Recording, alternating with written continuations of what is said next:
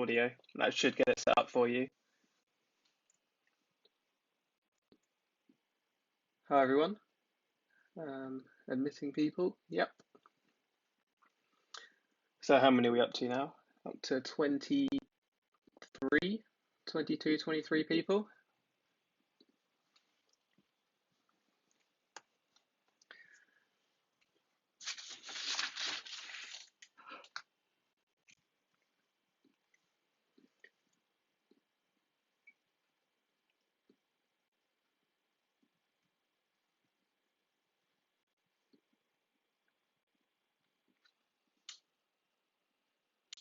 Cool, so you have to bear with me. This is the first one I've done, but I think people are joining. If you've just joined, feel free to write messages in the chat. Throughout, if you want to message anything in the chat, that's the best way of speaking with me, because I've got all the mics turned off, just because otherwise we'd have way too many people talking. So please drop a message in the chat to say hi. And we'll get started in a couple of minutes. If you look through all the participants, you might be able to see the paper I've got. It's down as Maths with Chris paper. I can try and pin it for everyone, but if you go on that, and what does this do? So try and make that the main video on your screen, if possible.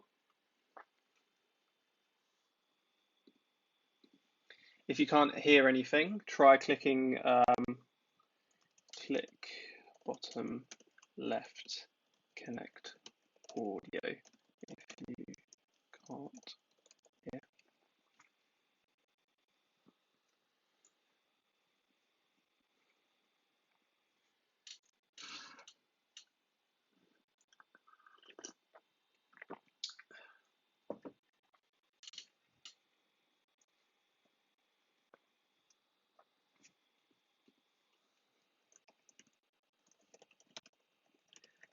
So I'm just messaging the chat asking if everyone can hear it now, and also can you see the paper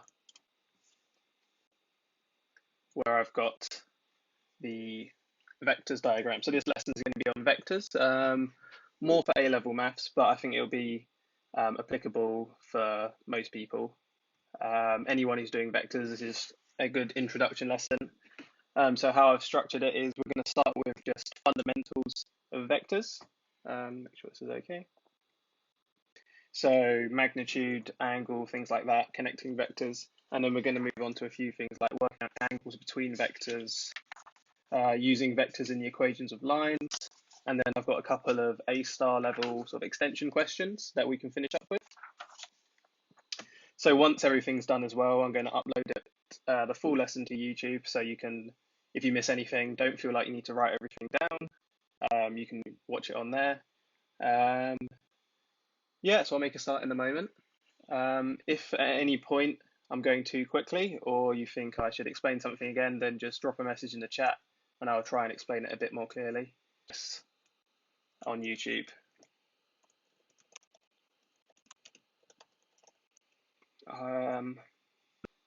Or I should be able to share my screen next time. I'll get that set up so you can all see the channel and how to access it.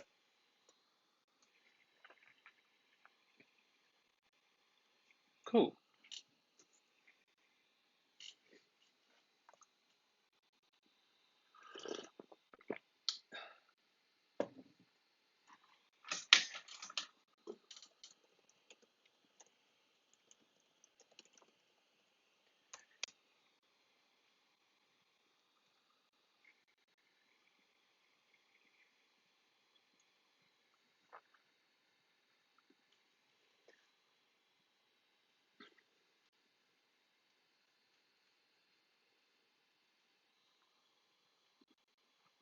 Okay, so I think I'm going to make a start.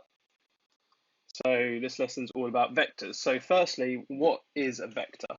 So I've drawn a little diagram here. So this is just the XY plane, and I've marked in the origin and then the coordinate 3, 4. The class will be about 1 hour. So the vector we can think of is a movement from O to A. is what we would call the vector A. And in this case, we would write vector A equals 3, 4. So what does this mean? So it means we're moving 3 units to the left, 3 units to the right along the x direction, and then 4 units up. So we're going along 3 there, and then we're going up 4 there. So that's how we write a vector, 3, 4. So notice there's a difference between a vector, 3, 4, and then the coordinate point 3, 4. So this is just a point on the graph, whereas this represents a movement from O to A. So what can we do with this vector? So there's a few things we can do. We can work out the length of the vector, and in the notation that's written as a straight line down on either side of A. Now the way we can do this is by using the fact that this vector, if we think of it as a right angled triangle, we can use Pythagoras.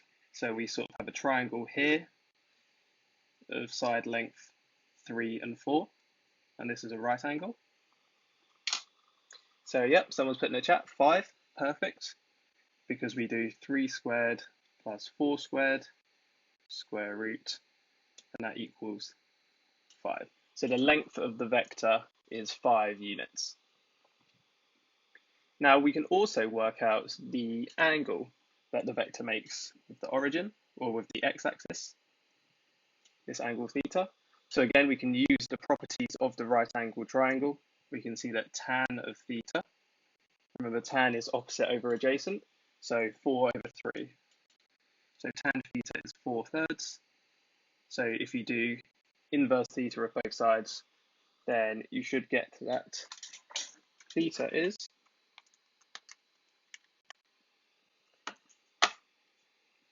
53.1 degrees.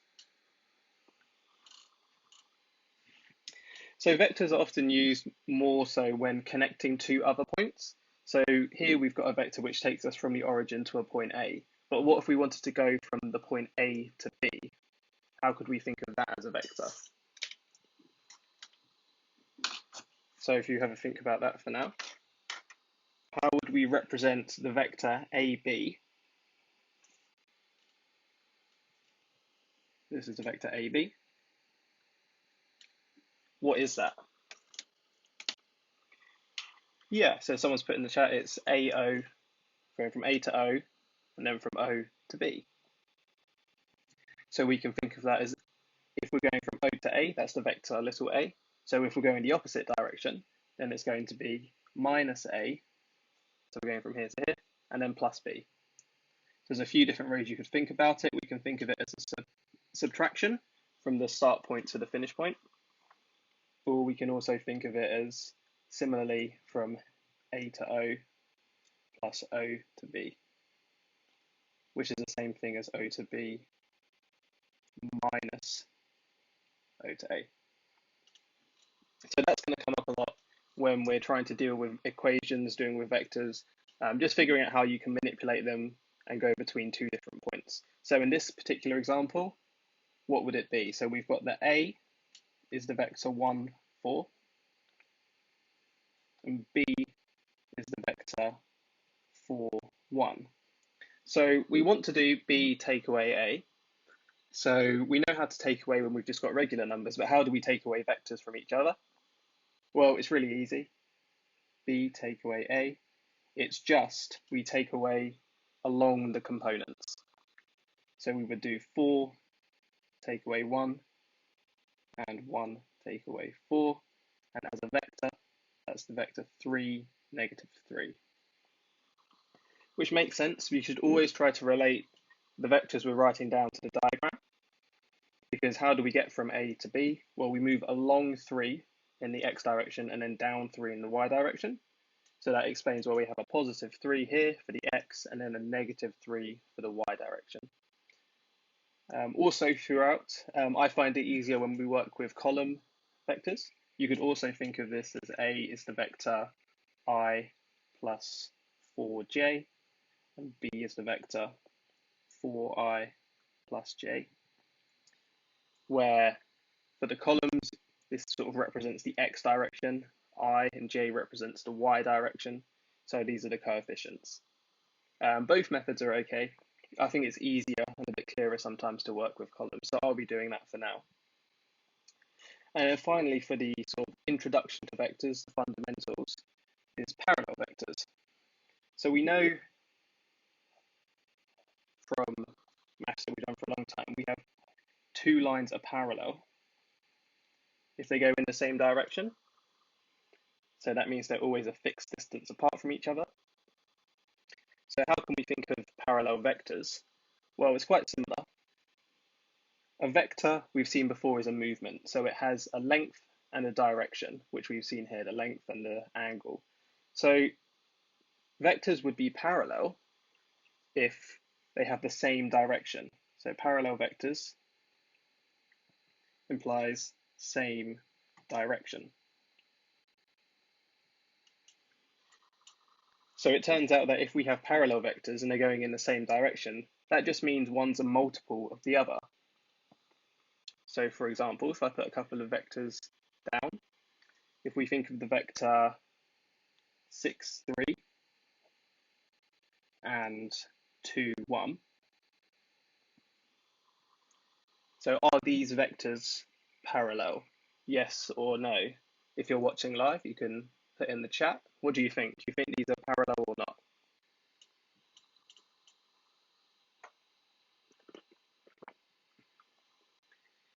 Yep, we've got a couple of yeses. So yes, they are parallel.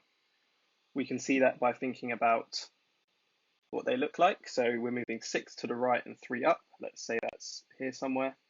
6, 3. And the second one, we're moving 2 to the right and 1 up. So they lie on the same line. And we can see this more clearly because 6, 3 is equal to 3 lots of this vector. So if we can represent one vector as a multiple of the other one, then that means they're parallel. So that was an introduction to the fundamentals of vectors. So these are the things we're going to be using as we go on to harder questions.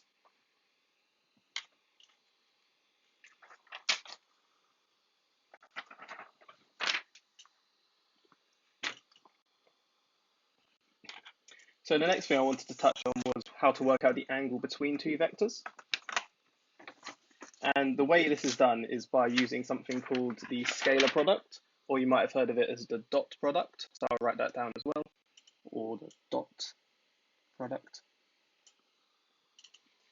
And what is that? So it's a way of working out the angle between two vectors. So it's actually a relationship. A dot B is equal to, well, there's two things it's equal to. So the first thing it's equal to is the magnitude of A times the magnitude of B times cos out these absolute values. But what actually is A dot B? So if, for example, A was equal to AX, AY, and B was equal to BX and BY, then A dot B, how do we work it out? Well, we multiply the corresponding components and then add them together. So it would be AX times BX plus AY times BY. And if we had more components here, if it was a 3D vector, then we would add on the next one, so AZ times BZ. So notice that this gives us a number, not a vector. So we take two vectors and we sort of multiply them together almost, and we end up with just a regular number out the other side.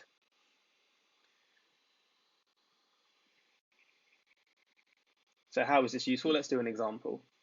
So say we have A, we think of it as OA, which equals just the vector A. Let's say this is the vector 4, minus 5, 2. And B is the vector minus 1, 2, minus 3. And let's say we wanted to find the angle between the vectors.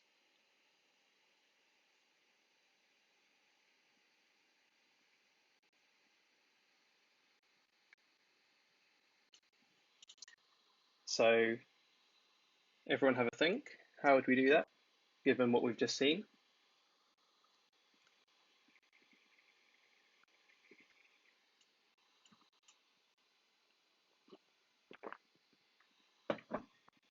So if we use the scalar product, let's first work out what a dot b equals. So now we can see a sort of a clearer example of how we do it. We do 4 times minus 1 plus and minus 5 times 2, and then 2 times minus 3. So what's this? This is equal to minus 4 minus 10 minus 6. So this equals minus 20. So like we said, we get a number out when we dot two vectors, not another vector. Now, what else do we need to find? So we need to find the absolute value of A and the absolute value of B. So before I write it down, why don't you have a think? How would we do that? And if you're watching live, then write in the chat, what do we need to do?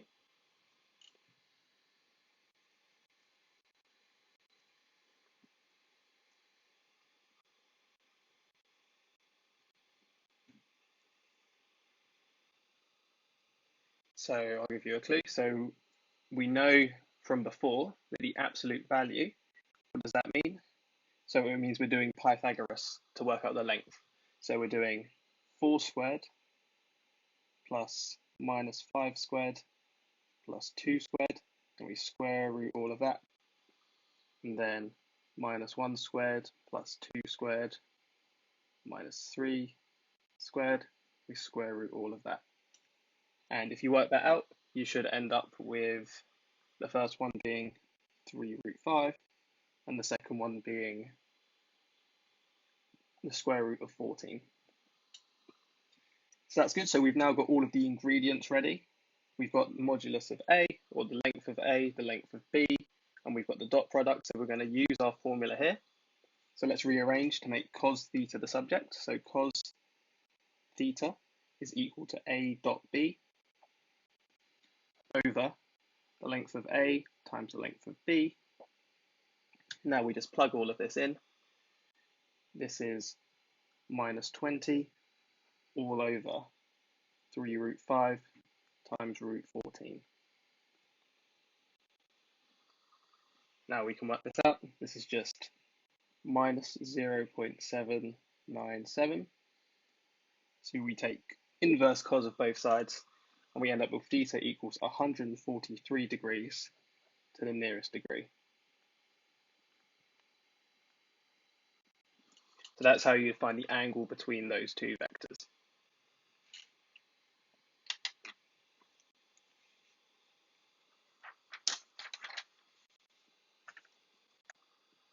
Now, another useful thing we can say is we know how to find the angle between two vectors, but what about finding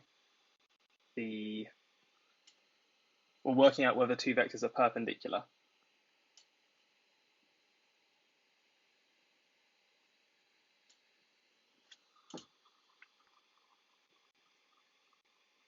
We've got someone saying, how will you find inverse value of cos? So that's really easy.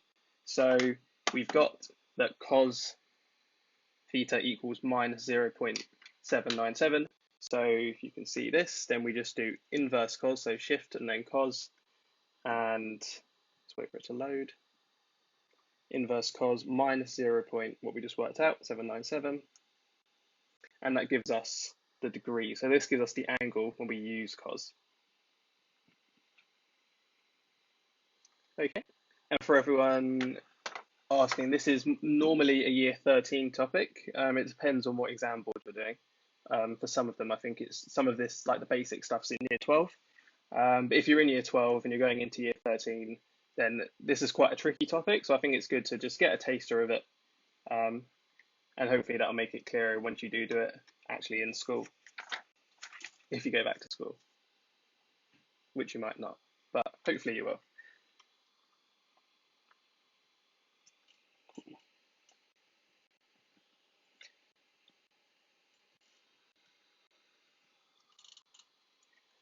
another use of the dot product. So does anyone have an idea of how we could do that? So I'll just write down the formula again. A dot B equals mod A and mod B times cos of theta.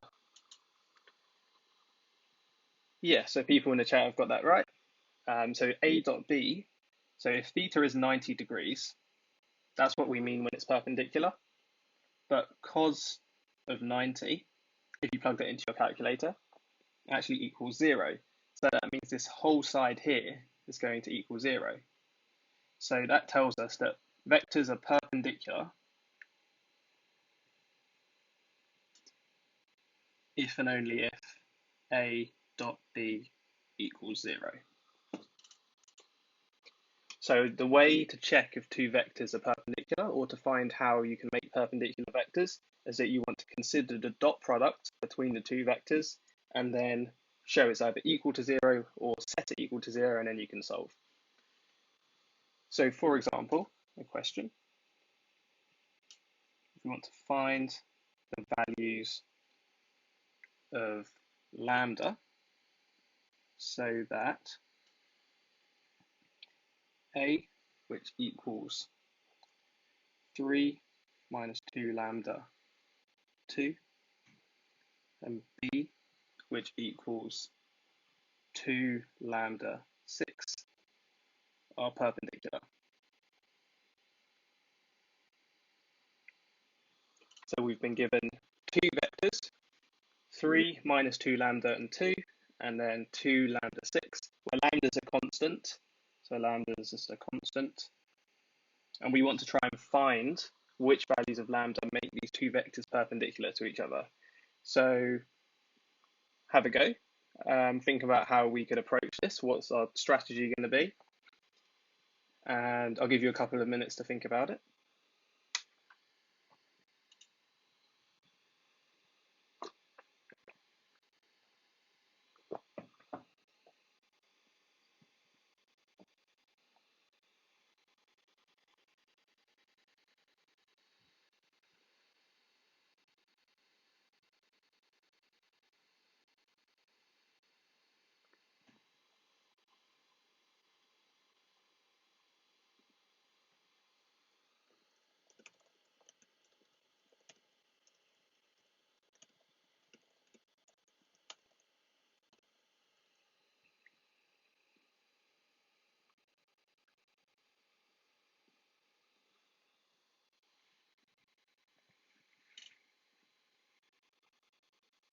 So if you're still working on that, keep going.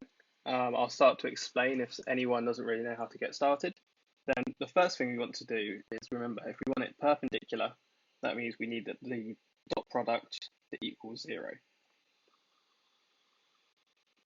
So let's work out what the dot product actually is, A dot B.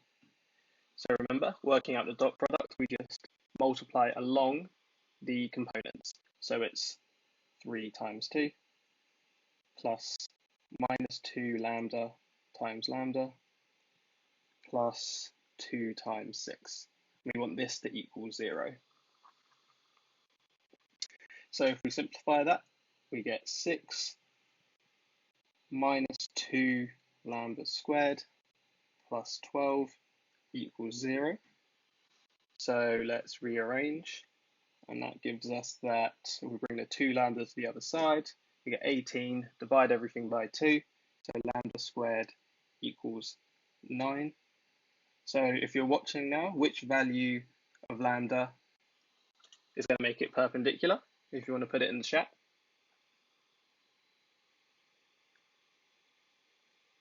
Yep, that's good, plus or minus 3. So the reason I asked was don't forget about the minus sign, so plus or minus 3. So that's where a lot of people go wrong, is they just put plus 3, but don't forget the minus 3 as well, both work. So it's quite straightforward. If we want to show something's perpendicular, we just do the dot product and set it equal to 0.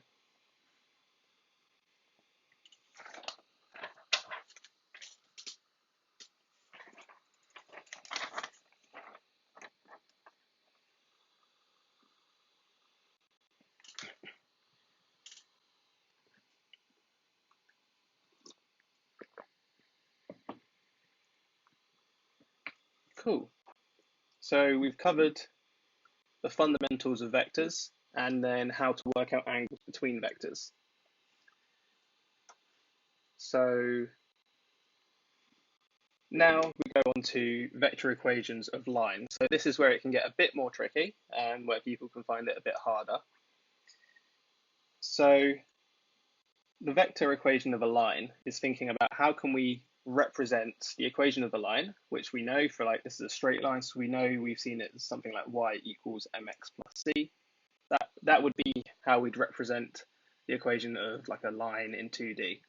So what about when it's more complicated? How would we do that when we're using vectors?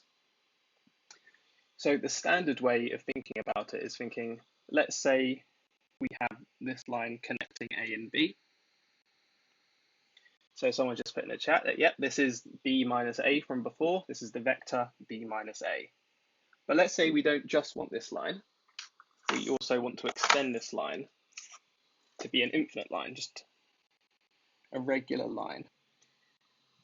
And now what can we do? So we could also write down the z ones. So that would be 0 plus 4 lambda equal to 5 plus mu. So our goal is to try to find the values of lambda and mu that solve these equations, and then we're just going to plug it back in to work out the points on the line. So let's just look at the x and y ones, because here we have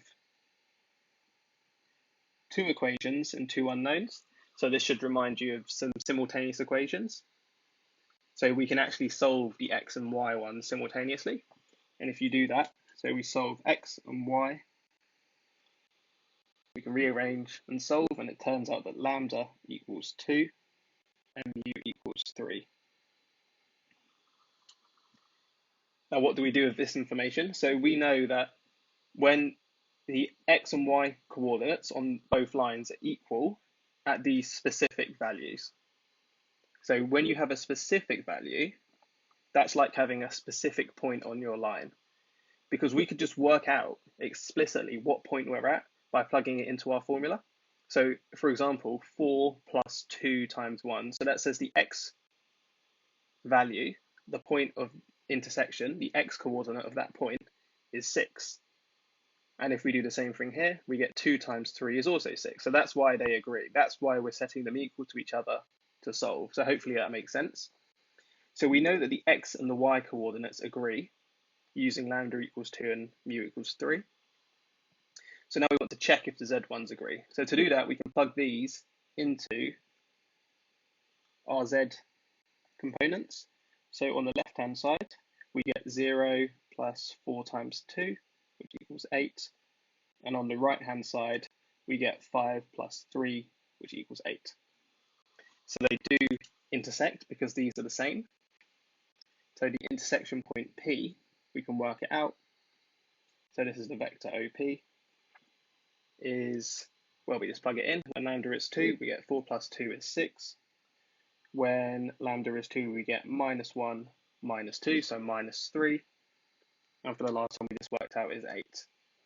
So writing that as a normal coordinate, the intersection point P is 6 minus 3, 8.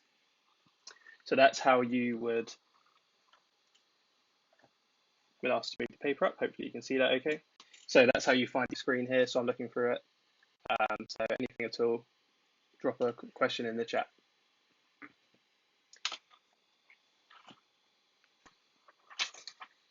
And this whole video is going to be uploaded to YouTube as well. So don't feel like you need to keep writing down everything I'm doing.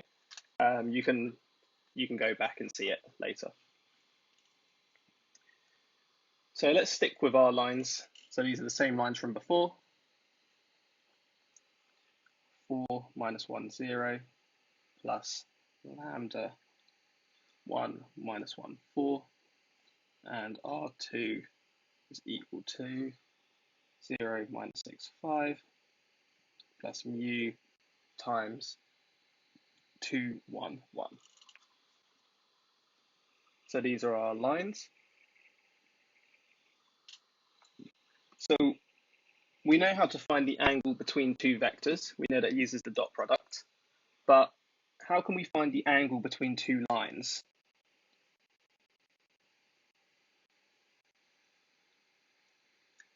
Or is there a way of working out the angle between these two lines using the dot product? So have a think about that. What would we need to dot to work out the angle between the two lines? If anyone has any ideas, feel free to write it in the chat. What do we need to dot with each other?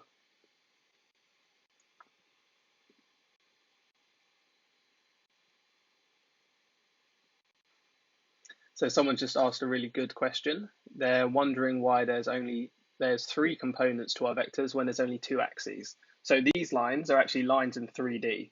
So this sketch here is just an example, but we've actually got 3D vectors. So really, if you wanted to sketch it, it would be, let's say this is X, Y, and Z. Then really we do have, there are 3 axes in play here, so we could have 2 lines going off at different angles and they intersect at a certain point. So that's a good question.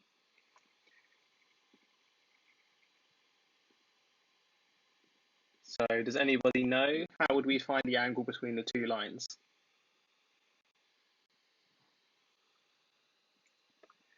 So remember the lines, how we've defined them is that we've got these 2 parts to them. We've got like the first part, which represents the initial coordinate. So this is just a point on the line. And then the second part, remember this is our sort of b minus a vector. So this is the direction vector. So this tells us in what direction we're moving along the line. So to find the angle between these 2 lines, we do it exactly if we were finding the angle between 2 regular vectors. So we just consider, so we use the dot product on the direction vectors. So what would we do? So these are the direction vectors we're interested in. So we would do 1, minus 1, 4, and we dot that with 2, 1, 1.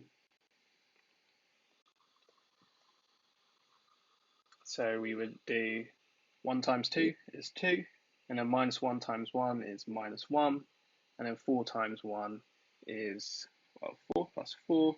So this equals 2 minus 1 plus 4, so 6 minus 1 is 5.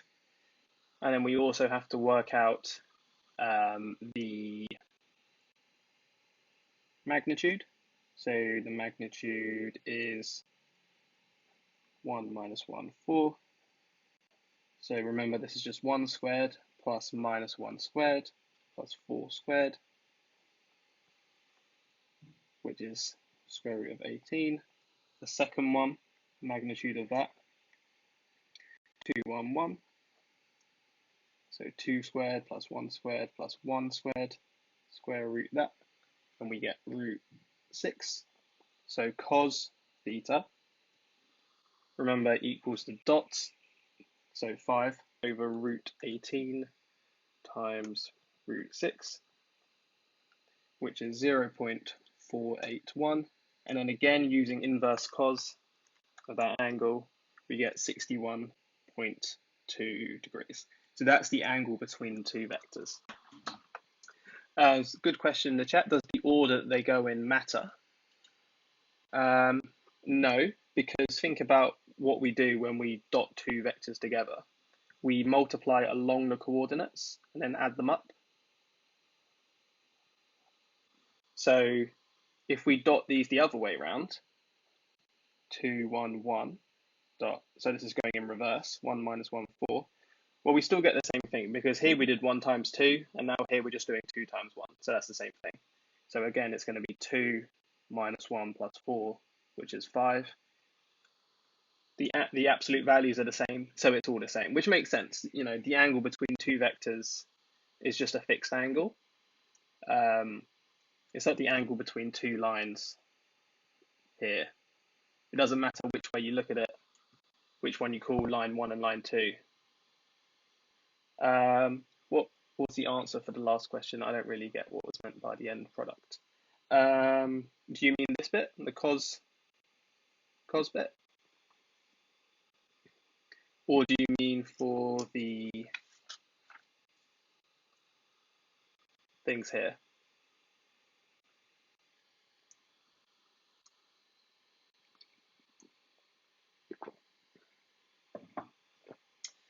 The find the line that passes through the points question. Okay, so these are two separate questions.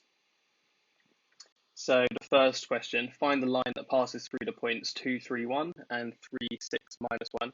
So this is the answer to that question. It's this vector plus lambda times this vector. And then we have a different question, which is thinking about intersecting two lines.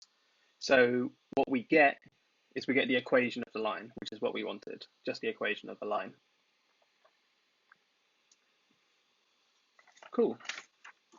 So that's everything on how to do with vector equations of lines. So now I'm going to finish off with three sort of A-star level tricky questions, which is going to tie in everything we've used so far. We're going to be applying that. So hopefully that will be useful.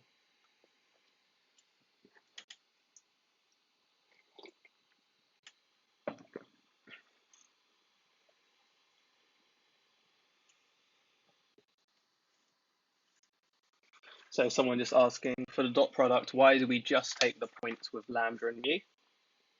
Because remember, these are the direction vectors. We want the angle between the two movement vectors. This is just a coordinate. So it's these two vectors which tell us the direction in which we're moving. They give us the actual vector bit of the line. So when we work out the angle between the two lines, it's really thinking about the angle between these two vectors. You can't really work out, this is just going to be, sort of, these are just points. They're not used for the dot product. So think about the diagram. This is that first bit, and this is the second bit. We want the angle between this part of the line with the other line as well. That's the angle we're interested in. Okay.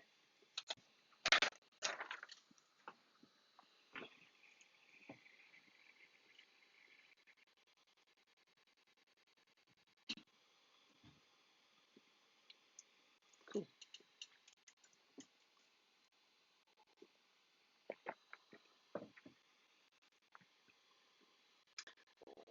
Okay, so let's look at this first question, a tricky question for vectors. Find the point P on the line r equals 1, 2, 0 plus lambda times 1 minus 1, 2, which is closest to the origin. So that sounds a bit strange. So let's just draw a quick diagram to represent what's going on. Let's say this is our line. This is a line L. Let's say this is the line L. And let's say this is our origin over here. It's just a rough sketch because obviously this is in 3D, so this is just to give us an idea of what's going on.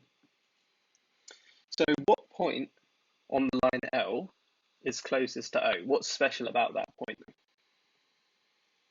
If anyone wants to say in the chat, what do you think? What's special about the point which is closest to the line? Yeah, it's perpendicular. So if we wanted to find the closest point, then we'd have to just go perpendicular to this line. So that would be about here. Because any other line connecting the points O and P would have to be longer. So we want to find the coordinates of the point P. And we want to use the fact that it's perpendicular with OP. So we've seen the perpendicular lines before. That means that we want to do OP. This is this vector here, O to P. And we want to dot that with some other vector. And that's going to be, so let's just say this is our vector. And this is going to equal 0. So does anyone know what vector are we going to put in here? What are we going to dot the vector with? If it's perpendicular to the line. So the vector is going to have something to do with the line. Yeah, the direction vector. Perfect. So we, like before, when we want to find the angle between two lines, we're interested in the direction vector bit, not the whole bit. So just the direction vector, so 1, minus 1, 2. So that's good. So we've got that, but how are we going to find OP? So OP represents the vector going from O to P, and P we know lies on the line L. So O to P, we can think of it as just some general point on the line. So P is equal to 1, 2, 0 plus some special value of lambda, let's call it lambda star, times 1, minus 1, 2. Because P's on the line, so it has to be in this format. It's just there's one special value of lambda, which will give us the actual coordinate. So we can think of this as one vector. So this is the vector 1 plus lambda star. This is just now adding vectors, which we did at the beginning. 2 minus lambda star, because it's on the line, so it has to be in this format. So now what we're going to do, well, we're going to take this, we're going to dot it. So 1 plus lambda star, 2 minus lambda star, 2 lambda star. Then we dot it with 1 minus 1, 2. And this we know is going to equal to 0. But we know how to work out the dot product. We just multiply it along the components. So it's going to be 1 plus lambda star. And then we've got a minus sign here. So minus 2 minus lambda star plus 2 times 2 lambda star. And this equals 0 because they're perpendicular. So let's simplify this, rearrange. So we get 1 minus 2, so that's going to be minus 1, then lambda star plus 2 more lambda star.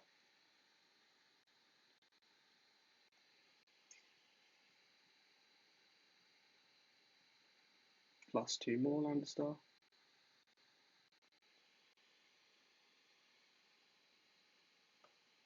Oh, sorry, I missed out a 2 here.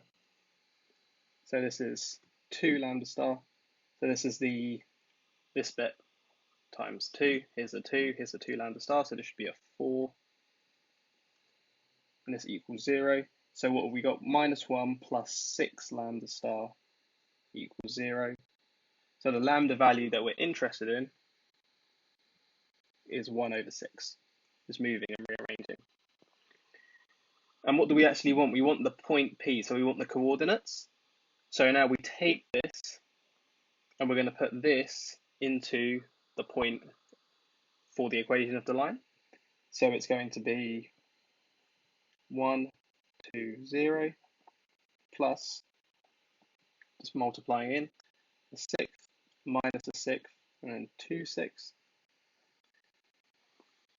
And if we do that, we're going to get 1 plus a sixth is 7 over 6. So this is, the coordinates is 7 over 6. And 2 minus 1 over 6 is 11 over 6. And then just 2 over 6, which is 1 over 3.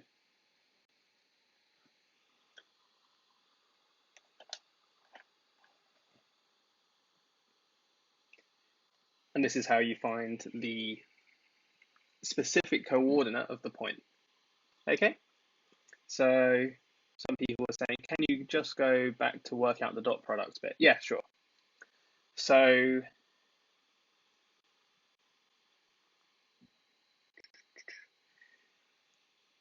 they don't cancel out because what's going on? So we've got, so is everyone happy that this is this vector OP is just this is OP because we're going from the origin to a point on the line. And then when we work out the dot product, we've got to be really careful with the pluses and the minuses. So we've got 1 plus lambda star, and then minus 2, and then minus 1 times minus 1 is plus 1, so we get plus another lambda star, so that's plus 2 lambda stars in total, and then we add on again 2 times 2 lambda stars. So it's 1 plus 1 plus 4, so that's 6 in total, and that's what we rearrange. Okay? This is like a tricky question. It is like an A star sort of level question for vectors. So don't worry if it doesn't all make sense or it's a bit tricky, but it will get there in time.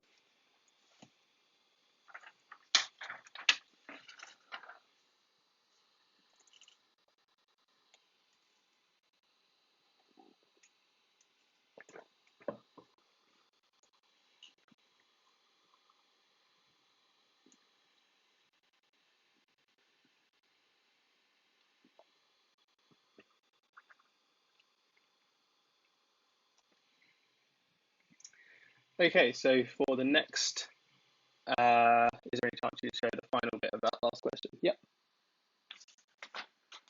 If I have it. So it is lambda star equals 1 over 6. And then what do? We plug that into here. So we get 1 plus 1 over 6 and 2 minus a sixth, and then just 2 times 1/6. Okay. This is all going to be uploaded anyway to YouTube if you want to look through it again and pause it, write it down. So there's no rush.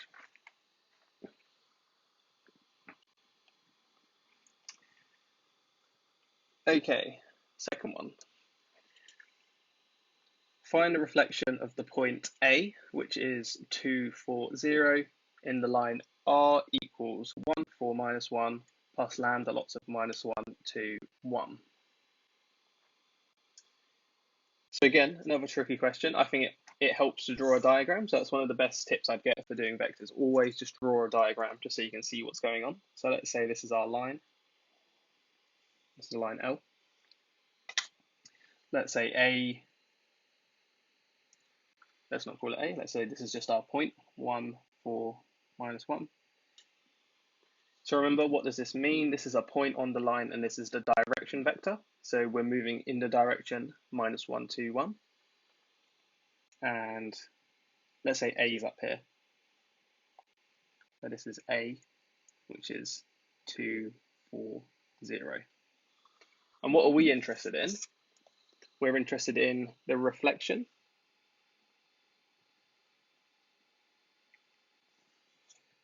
Over here. So let's call it A star, or A dash, sorry. We want to find the coordinates of the point A dash. So again, does anyone have any ideas about how we could do this? Perhaps if we give this point here a name B.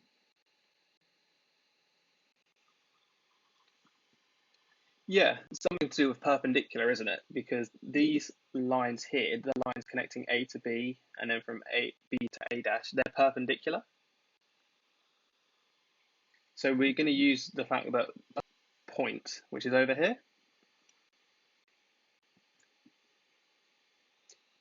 So what are we going to do? We're going to sort of think about, okay, how can we get from A to B? This is the vector AB.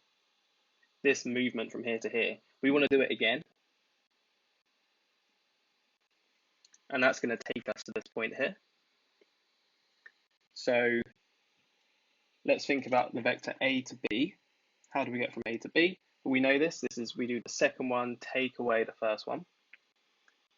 So it's 2, 2 minus 2, take away 2, 4, 0. So this is going to be 2 take away 2 is 0. 2 take away 4 is minus 2. And then minus 2 take away 0 is another minus 2. And what are we saying? We're saying that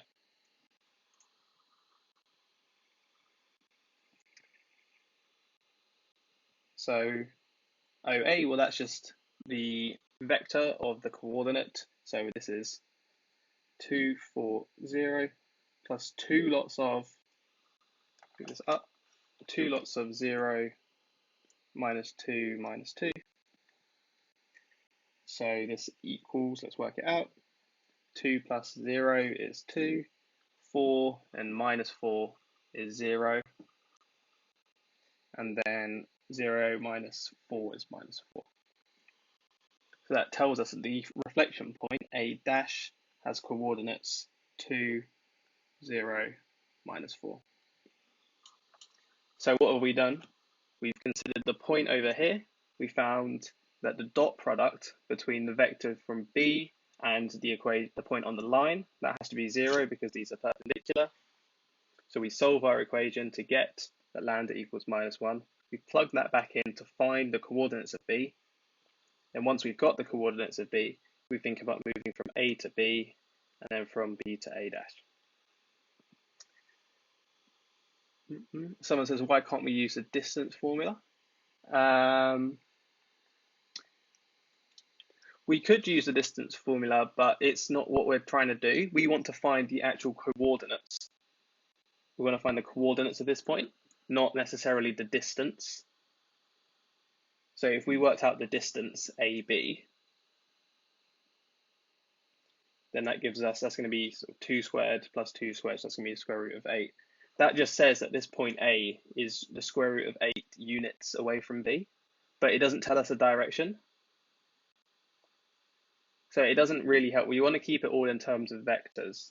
When we start using distances, it could be sort of anywhere, and it wouldn't give us the vector as the final answer. But if you wanted to find the length of here to here, or the length from here to here, then yeah, definitely use the formula. Okay? Cool.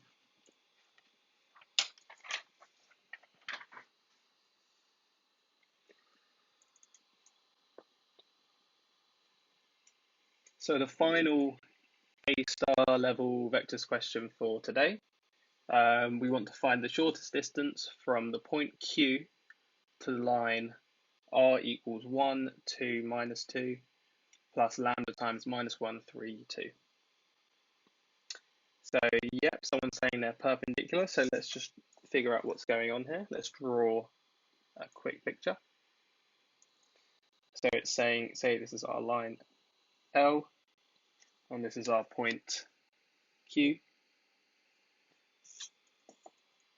Then we're saying this is the shortest distance. Let's say this is the point P. We want to find the length QP. We want to find this length.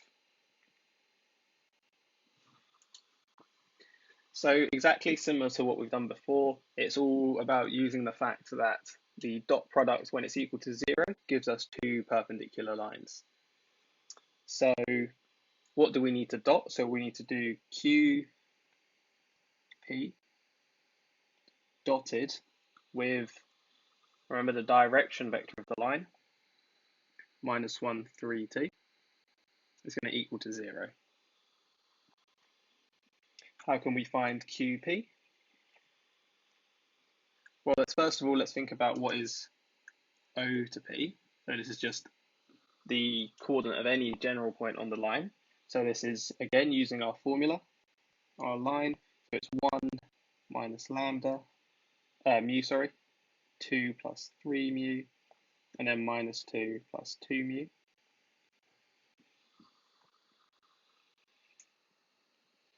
So how can we find out what QP is equal to? Does anyone know? Or have a think? How could we work that out?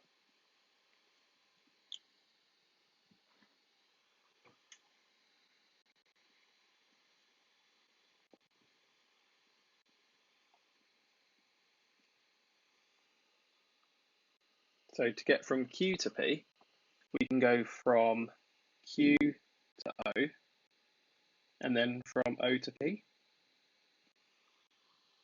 where Q to O, that's just minus O to Q. So it's going to be OP take away OQ.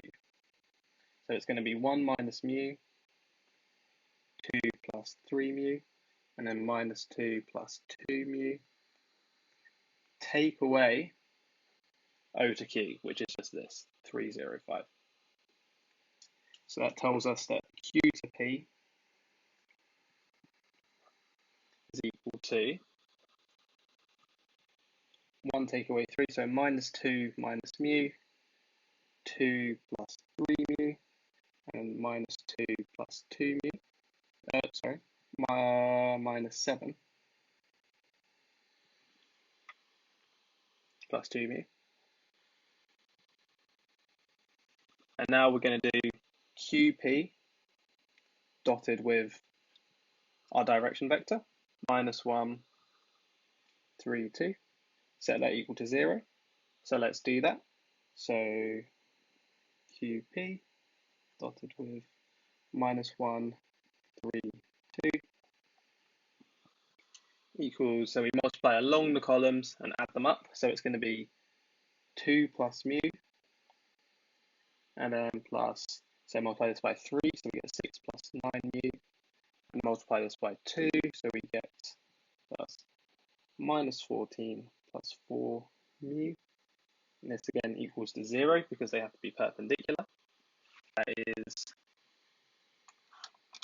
14 mu equals 14, take away 6, take away another 2. So that's going to equal 6. 14 take away 8 is 6. So mu is 6 over 14, which is the same as 3 over 7. And what do we do with that? So we plug that back into here to find the actual coordinate of P that we're interested in.